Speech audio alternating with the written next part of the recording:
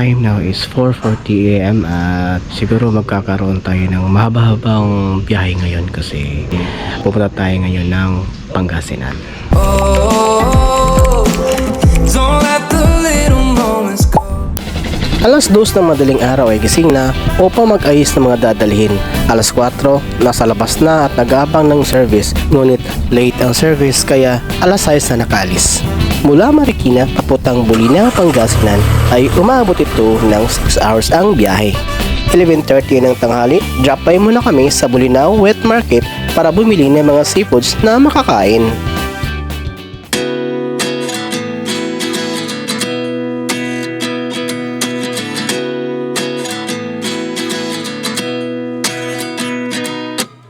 At 29 and I find myself wondering what did happen to the last 10.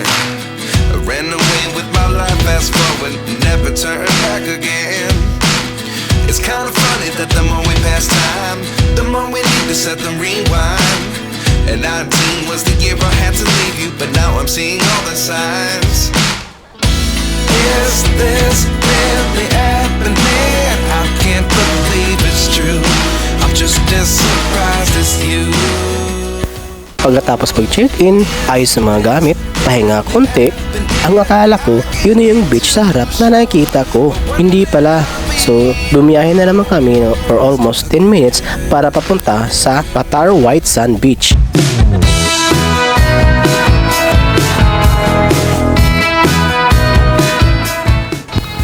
Puting buhangin, malinaw yung tubig, maraming naliligo dito sa malawak na beachfront ng Patar White Sand Beach, Bolinao, Pangasinan.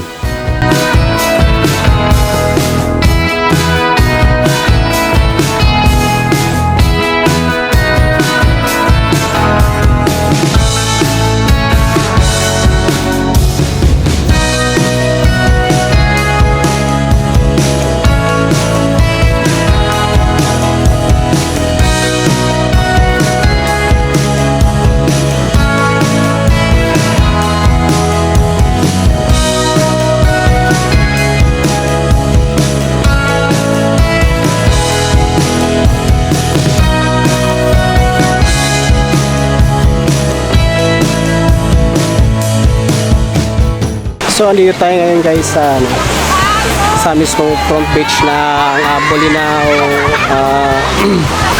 Bolinao, Pangasinan. So, ito yung nakikita mo dito sa front beach niya.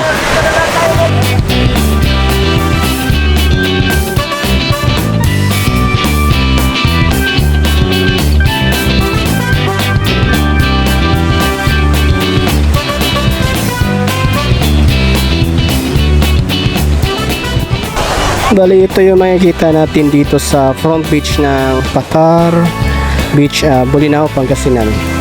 Kung makikita nyo dito guys ay iba yung slope ng dito ng beach dito. Parang palalim siya. Makikita mo rin na yung mga tao naliligo. Malapit lang sila pero malalim na yan. Kaya kung pupunta ka doon sa malayo, medyo delikado na kaya hindi siya advisable para sa mga mag-swimming para sa mga first timer o mga bata. Dito sa beach na to ay marami kang makikita mga cottages which is may mga ano din sila, may mga rented within I think 500 and I'm not sure pero ang ano ko is nasa 500 yung minimum nila per cottages. So this afternoon guys ay marami mga tao dito ngayon. So kung makikita nyo may mga naglalaro pa nga eh. Actually doon pa kami banda doon pa kami banda naka-check-in. Pero pumunta lang talaga kami dito within 10 minutes ang biyahe pa namin para sa maano namin na beachfront dito sa Patar.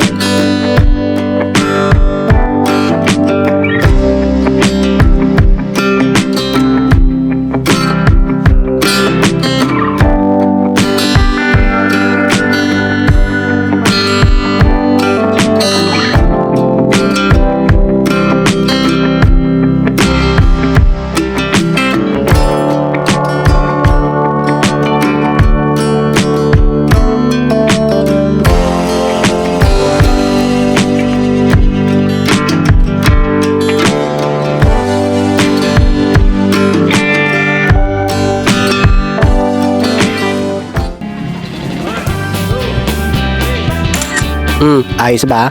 Ang Instagram, syempre hindi mawawala sa atin yan. Syempre selfie at of course naman hindi mawawala ang pag-pray. Magpasalamat tayo kay Lord sa araw-araw na blessing na binigyan niya sa atin, di ba? Sa lahat ng biyaya na binigyan niya sa atin at sa buhay na pinahiram niya sa atin. Hindi yung tipong receive lang ng receive, di ba?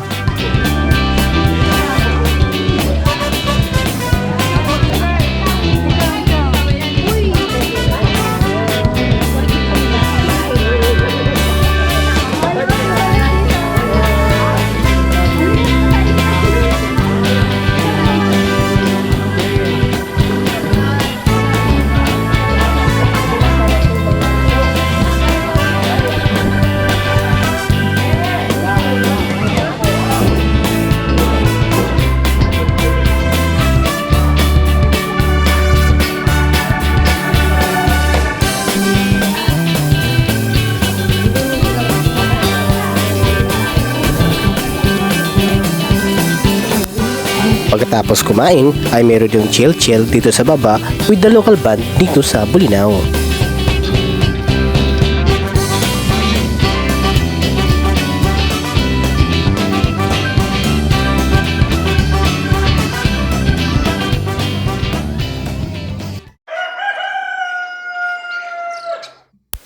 Good morning Bolinao!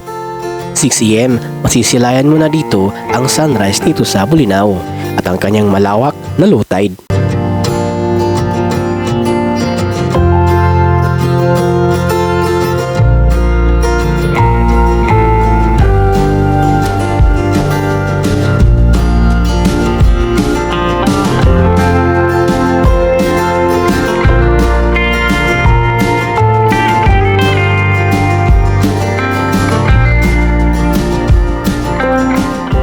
So good morning guys, so dito ako ay naglalakad sa hunasan ng beachfront ng hotel na chine-check-in na namin. Ang lawak, ang haba ng hunasan nila dito. Yung low tide nila grabe. So pag nag-high tide dito guys, abot dun sa mismong beachfront ng hotel na chine-check-in na namin. Mamasyal tayo dito sa puntahan natin yung kung sa unahan yun yung ang lalaki ng mga alon delikado siya, hindi talaga siya advisable dito mag swimming, wala naman naliligo dito so kung nakikita nyo ang lalaki ng alon dito, tsaka kung titingnan mo sa ibabaw ito yung makikita nyo.